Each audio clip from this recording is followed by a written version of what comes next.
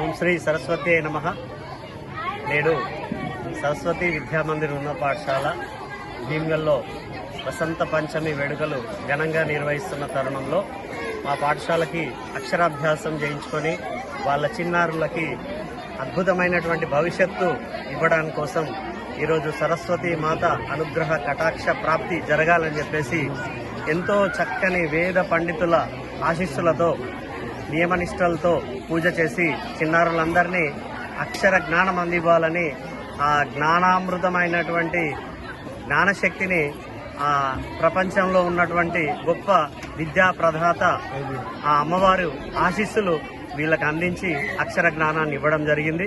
ఈ సందర్భంగా సుమారు 150 మంది మాతృమూర్తులు వారి చిన్నారులకు అక్షరాభ్యాసం చేయించడం జరిగింది.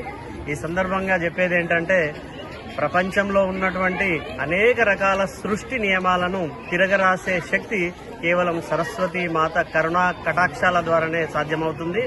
మరి ఆ సరస్వతి మాత కరుణా కటాక్షాలు అందరికీ లభించాలని చెప్పేసి భారతదేశంలో మనది వేదభూమి, జ్ఞానభూమి, కర్మభూమి కాబట్టి ఈ జ్ఞాన సంపద అందరికీ అందుబాటులో రావాలని సరస్వతి మాత ఆలయాల్ని స్థాపించడం జరిగింది. అక్కడ వెళ్ళి ఈరోజు అక్షరాభ్యాసం చేయించుకోలేనటువంటి భక్తులు మా పాఠశాలలో కొలువైనటువంటి అమ్మవారి ఆశీస్సులు పొంది అక్షరాభ్యాసం చేసుకోవడం జరిగింది. ఈ సందర్భంగా జ్ఞానం అనేది ఎవరు ఎత్తుకపోలేనటువంటి సంపద. ధనం పోవచ్చు, అందం పోవచ్చు, ఆరోగ్యం పోవచ్చు, కీర్తి పోవచ్చు, ప్రతిష్ట పోవచ్చు. మరి సాధారణంగా ఎవరు దోచుకోలేనటువంటి ధనం కేవలం జ్ఞానం మాత్రమే.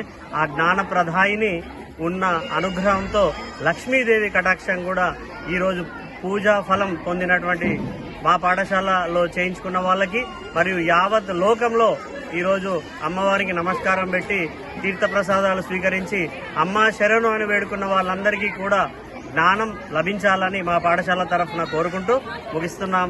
జై సరస్వతి మాత.